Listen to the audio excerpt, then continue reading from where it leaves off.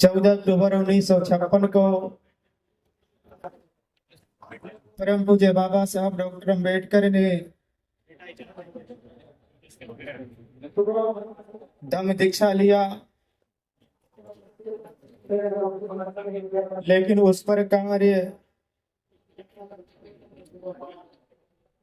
वह वर्षों पूर्व कर रहे थे।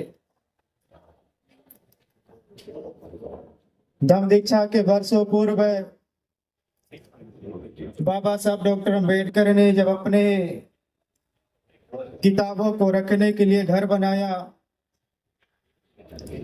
तो उसका नाम राजगृह रखा। बाबा साहब डॉक्टर अम्बेडकर दीक्षा के पूर्व 1947 में मुंबई में सिद्धार्थ कॉलेज बनाया। उसके 2 भवन बनाए, एक आनंद भवन, एक बुद्ध भवन। बाबा साहब डॉक्टर अम्बेडकर ने दीक्षा के पूर्व औरंगाबाद में मिलिंद कॉलेज बनाया और उस कॉलेज में नागसेन महावन बनाया। बाबा साहब डॉक्टर अम्बेडकर दीक्षा के पूर्व सांची की यात्रा पे गए। डॉक्टर बाबा साहब अम्बेडकर दीक्षा के पूर्व लखनऊ में रिसालदार पार्क बुद्ध विहार गए। वहां भंते बोधानंद महाशिविर से मुलाकात करी और उनका लाइब्रेरी देख रहे थे। जब बाबा साहब अम्बेडकर लाइब्रेरी देख रहे थे, उस लाइब्रेरी में किताब थी, उसका नाम एसेंस ऑफ बुद्धिज्म, अर्थात बौद्ध धर्म का सार। उसे बाबा साहब ने अपने हाथों में उठाया और भंते बोधानंद महाशिविर से कहा कि भंते जी, मैंने बौद्ध धर्म पे जितनी किताबें पढ़ी है, एक किताब मुझे सबसे अच्छी लगती है। डॉक्टर बाबा साहब अम्बेडकर दीक्षा के पूर्व 1952 में दिल्ली में, अरे मैं बाहर बोला, बाहर आ ही नहीं रहे हो। पूरे देश से आए हुए अनुसूचित जाति जनजाति के छात्रों से मिल रहे थे। लगभग 200-300 छात्रों ने बाबा साहब से आग्रह किया कि बाबा साहब, हम लोग आपका जन्मदिन मनाना चाहते हैं। डॉक्टर बाबा साहब अम्बेडकर ने उन लोगों को बड़े प्रेम से कहा कि नहीं, आप मेरा जन्मदिन मत मनाइए। आप मेरे साथ इस देश के जो सबसे बड़े महापुरुष, उनका जन्मदिन मनाइए। उन विद्यार्थियों ने कहा कि बाबा साहब कौन से महापुरुष हैं? डॉक्टर बाबा साहब अम्बेडकर ने कहा तथागत बुद्ध है। 12वीं शताब्दी के बाद भारत में पहली बार बुद्ध जयंती मनाई गई, बाबा साहब के नेतृत्व में मनाई गई। ऐसे ही शाम का समय था, जब बाबा साहब अम्बेडकर को सभा को संबोधित करना हुआ तो बाबा साहब डॉक्टर अम्बेडकर ने कहा कि हालांकि मैं हमेशा मराठी में बोलता हूँ, अंग्रेजी में बोलता हूँ, लेकिन मैं आज हिंदी में बोलूंगा। बाबा साहब ने हिंदी में बोला। बाबा साहब दीक्षा के पूर्व श्रीलंका गए। श्रीलंका के विभिन्न बौद्ध विहारों में उन्होंने दर्शन किया और बौद्ध संस्कृति को समझने का प्रयास किया। डॉक्टर बाबा साहब अम्बेडकर दीक्षा के पूर्व भारतीय संविधान की रचना किए और भारतीय संविधान में बौद्ध धर्म के मूल तत्वों को रोपित किया। जब संविधान बन रहा था और बहुत सारे सदस्यों ने आरोप लगाया कि बाबा साहब अम्बेडकर बहुत सारे मूल तत्व विदेशों से ले रहे हैं, तो डॉक्टर बाबा साहब अम्बेडकर ने कहा कि नहीं, संविधान में समता, स्वतंत्रता, न्याय और बंधुत्व का जो सिद्धांत है, मैं बाहर से नहीं ले रहा हूं, मैं अपने गुरु से ले रहा हूं और मेरे गुरु भगवान बुद्ध है। तो दीक्षा के पूर्व बाबा साहब अम्बेडकर ने भगवान बुद्ध को अपना गुरु मान लिया था। दीक्षा के पूर्व डॉक्टर बाबा साहब अम्बेडकर ने आगरा की पावन धरती पर चक्की पाठ बुद्ध विहार का नींव रखा है। ऐसे बहुत सारे कार्य डॉक्टर बाबा साहब अम्बेडकर ने दीक्षा के पूर्व किया।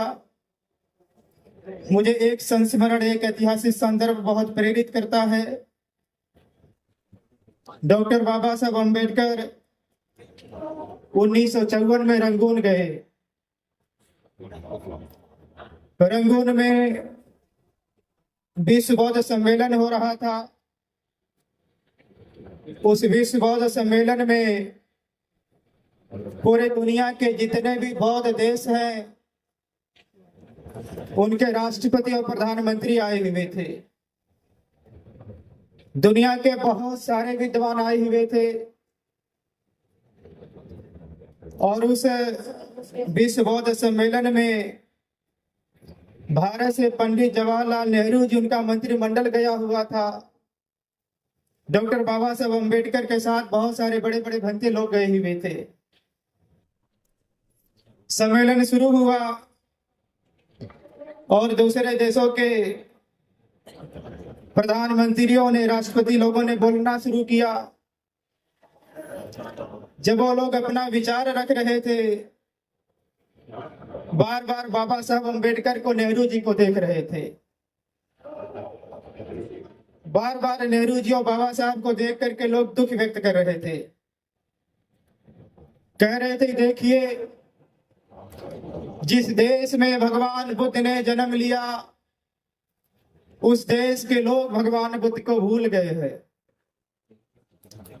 वो लोग कह रहे थे कि देखिए जिस देश में भगवान बुद्ध ने बौद्ध धर्म दिया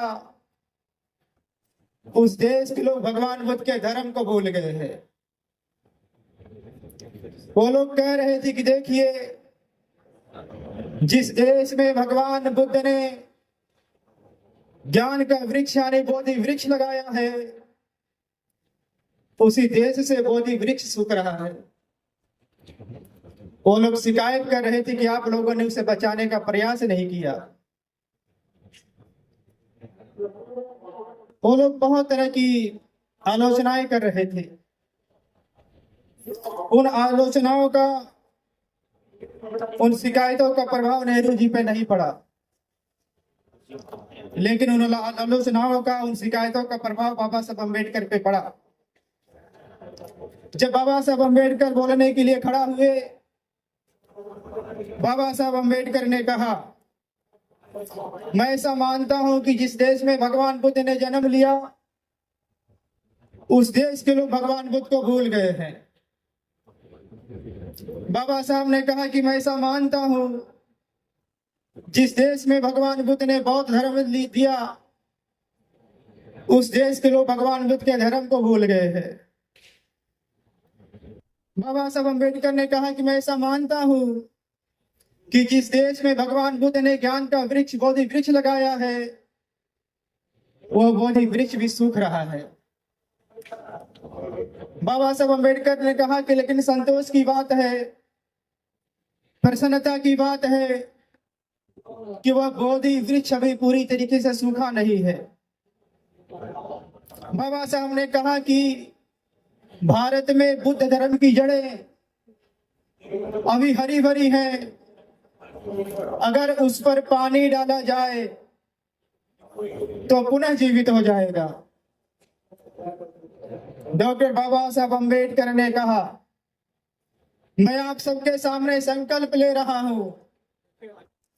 बाबा साहब अम्बेडकर ने कहा कि मैं आप सबके सामने प्रतिज्ञा कर रहा हूं, यहां से वापस जाने के बाद अपने लाखों अनुयायियों के साथ भारत में बुद्ध धर्म का जो वृक्ष सूख रहा है उस पर पानी डालूंगा, उसे हरा भरा करूंगा।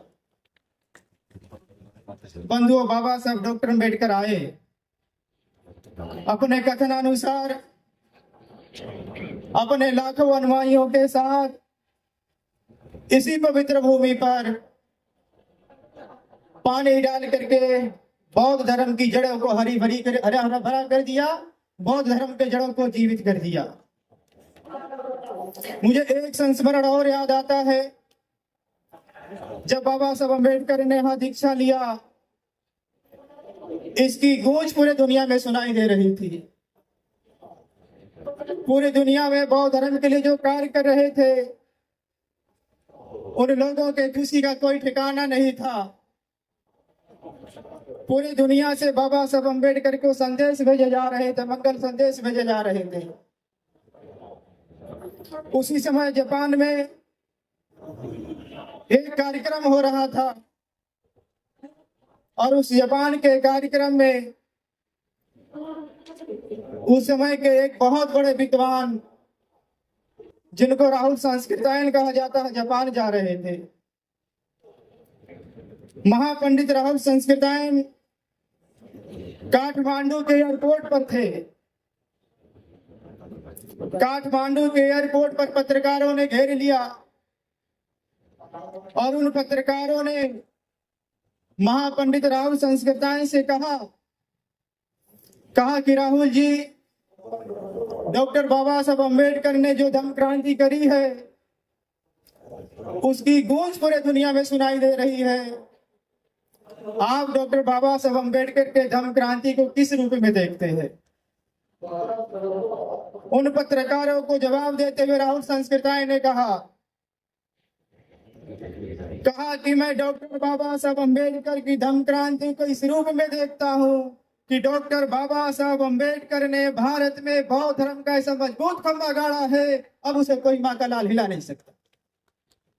बंधुओं, हम देख रहे हैं कि आज डॉक्टर बाबा साहब अम्बेडकर के अनुयायी पूरे भारत में लगातार एक से बढ़कर एक खंभा गाड़ रहे हैं। मैं पूरे देश में जाता रहता हूँ। देश के जितने भी राज्य हैं, लगभग सबकी यात्राएं मैंने करी है। आज देश का कोई राज्य नहीं है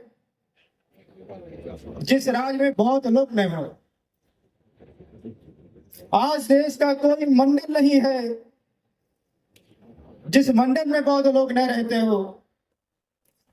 और आज देश का कोई जिला भी नहीं है जिस जिले में बहुत लोग न हो।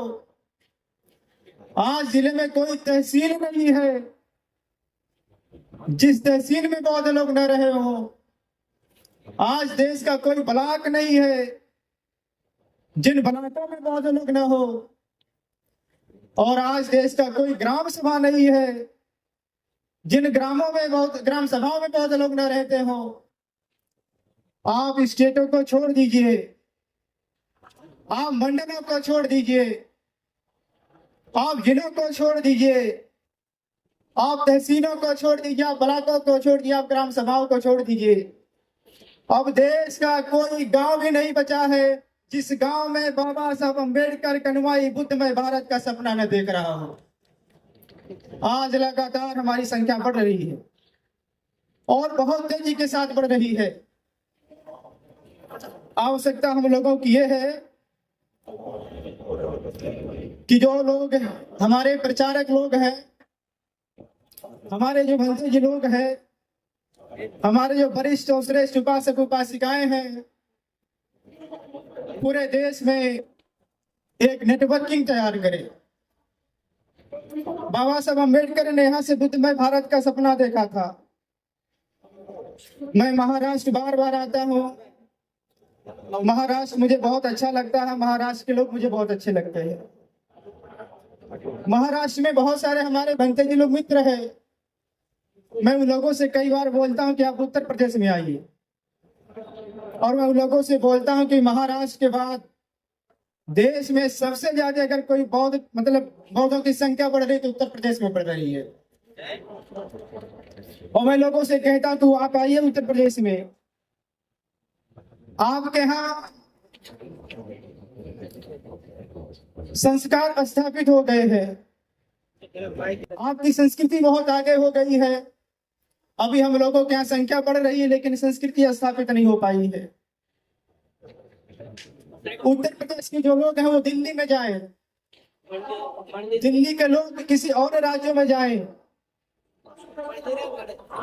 मुझे लगता है कि जो स्मारक समिति है ये हम सभी लोगों के आस्था का केंद्र है और इस स्मारक समिति को ये प्रयास करना चाहिए। गवई जी बैठे हैं, गवई जी को इस दिशा में एक अधिवेशन अलग से बुलाना चाहिए पूरे देश में, जो बुद्ध धर्म के लिए काम करे, चाहे भिक्षु लोग हैं चाहे उपासक लोग हों, उनका अलग से एक अधिवेशन बुलाया जाए और यह समझने का प्रयास किया जाए कि 69 सालों में डॉक्टर बाबा साहब अम्बेडकर की धम्म क्रांति का क्या प्रभाव पड़ा है। इन 69 सालों में हमने सामाजिक क्षेत्रों में, हमने धार्मिक क्षेत्रों में, हमने राजनीतिक क्षेत्रों में, हमने आर्थिक क्षेत्रों में, हमने शैक्षणिक क्षेत्रों में क्या प्रगति की है, हमने क्या खोया और हमने क्या पाया है, इसका मूल्यांकन हो। और मूल्यांकन करने के बाद ये पवित्र भूमि नेतृत्व प्रदान करे। हम पूरे देश के लोग आपके साथ चलने को तैयार हैं, हम पूरे देश के लोग आपके साथ काम करने को तैयार हैं। बंधु, आज विजयदशमी भी है। मुझे महाराजा अशोक का एक संस्मरण बता करके अपनी बातों को विराम देना है। महाराजा अशोक एक बार अपने गुरु मोगलीपुत्र तिस्स के पास गए। उन्होंने अपने गुरु मोगलीपुत्र तिस्स से कहा, बंदे जी, मैं भगवान बुद्ध के धर्म का सबसे बड़ा अनुयायी हूँ और मैं बौद्ध धर्म का संरक्षक भी हूँ।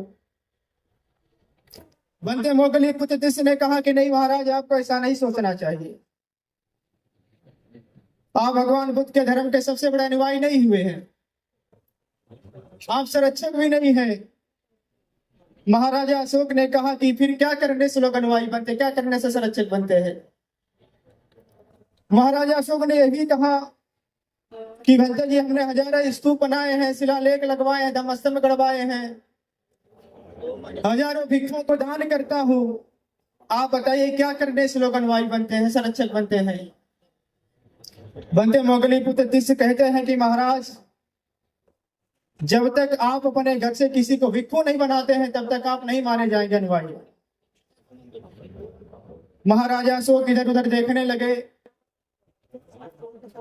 उसी समय उनके जो सुपुत्र थे, बड़े पुत्र थे, जो राजा बनते महाराजा अशोक के बाद, महामहेंद्र, वो हाथ जोड़कर खड़े हो गए। उन्होंने कहा कि पिताजी, मुझे अनुमति दीजिए, मैं भिक्षु बनना चाहता हूं। महाराजा अशोक ने उन्हें अनुमति दे दी। ये बात सोचने से बहुत छोटी सी लगती है, लेकिन ये बात बहुत छोटी नहीं है। आप सोचिए, अगर किसी देश के प्रधानमंत्री का लड़का आज भिक्षु बन जाए तो क्या उस देश के लिए छोटी घटना हो सकती है? किसी देश के राष्ट्रपति का लड़का उसका अगर भिक्षु बन जाए तो क्या उस देश के लिए छोटी घटना हो सकती है? भारत के किसी राज्य के मुख्यमंत्री का लड़का अगर भिक्षु बन जाए तो क्या यह छोटी घटना हो सकती है? आप सोचिए, महामहेंद्र का भिक्षु बनना इस देश के लिए कितनी बड़ी घटना रही होगी। बाद में महाराजा अशोक की बेटी संघमित्रा भिक्षुणी बन गई। आप सोचिए, संघमित्रा का भिक्षुणी बनना कितनी बड़ी घटना रही होगी। तो बंधुओं, बुद्ध धर्म बहुत त्याग मानता है और अगर बुद्ध धर्म के लिए कुछ त्याग करने की जरूरत हो, मुझे लगता है पीछे आपको भी नहीं हटना चाहिए। एक मुझे और संस्मरण याद आता है। एक बार भगवान बुद्ध श्रावस्ती में शाम को उपदेश कर रहे थे। भगवान बुद्ध ने कहा कि मेरे पुत्रों, अकेले होकर के नहीं मरना, नहीं तो धर्म समाप्त हो जाएगा। भगवान बुद्ध के कहने का मतलब है, जो भिक्षु लोग हैं उन्हें अपने जीवन में किसी न किसी को भिक्षु बनाना चाहिए। उन्होंने कहा कि जो भिक्षुनियां हैं उन्हें भी अकेले नहीं मरना चाहिए, उन्हें भी अपने जीवन में किसी न किसी को भिक्षुनी बनाना चाहिए। भगवान बुद्ध ने कहा कि जो उपासक लोग हैं उन्हें भी अकेले नहीं मरना चाहिए, उन्हें भी अपने जीवन में किसी न किसी को उपासक बनाना चाहिए। भगवान बुद्ध ने कहा कि जो उपासिकाएं हैं उन्हें भी अकेले नहीं मरना चाहिए, उन्हें भी अपने जीवन में किसी की न किसी को उपासिका बनाना चाहिए। तो मंच पर बैठे हुए भिक्षु संघ से भी आह्वान है, तथागत ने कहा कि आप अकेले होकर के नहीं मरना तो आप मत मरना, अर्थात उत्तराधिकारी बनाइएगा। यहाँ बहुत सारे पूरे देश से आए हुए उपासक उपासिकाएं हैं, बहुत सारे वरिष्ठ उपासक उपासिकाएं हैं। मैं आपको इस पवित्र भूमि से आह्वान कर रहा हूं कि आप भी अकेले होकर के नहीं मरना, नहीं तो धर्म समाप्त हो जाएगा। आप भी अपना उत्तराधिकारी बना करके जाइए। बाबा साहब अम्बेडकर का संदेश है, बाबा साहब अम्बेडकर का वाहन है। बाबा साहब अम्बेडकर ने कहा है, हमें विश्वास है कि मेरे लोग भारत में बौद्ध धर्म को स्थापित करने के लिए अपना सब कुछ बलिदान कर देंगे। बंधुओं, मुझे कहना है, आदमी तब मरता है जब वो चाहता है। आदमी तब तक नहीं मरता जब तक वो नहीं चाहता है। हम तब तक नहीं मरेंगे जब तक हम नहीं चाहेंगे। हम जिस दिन चाहेंगे उस दिन मर जाएंगे। और आप भी तब तक नहीं मरेंगे जब तक आप चाहेंगे, और आप जिस दिन चाह लेंगे उस दिन मर जाएंगे। आइए हम सब लोग एक साथ शपथ लें कि चाहे भिक्षु हो, चाहे उपासक हो या उपासिका हो, चाहे भिक्षुनी हो, हम लोग तब तक नहीं मरेंगे जब तक बाबा साहब अम्बेडकर के सपनों का भारत बुद्धमय भारत नहीं बनता। इन्हीं सब बातों के साथ आयोजन समिति का मैं पुनः धन्यवाद ज्ञापित करता हूँ। आगलावे सर का धन्यवाद और गवई साहब का धन्यवाद। आप सभी लोगों को इस धम्म दीक्षा दिवस की ढेर सारी मंगल कामनाएं, और इस पवित्र भूमि को मैं बार बार प्रणाम करते हुए, हजार बार प्रणाम करते हुए, परम पूज्य बाबा साहब अम्बेडकर की स्मृति को नमन करते हुए अपनी बातों को समाप्त करता हूँ। धन्यवाद।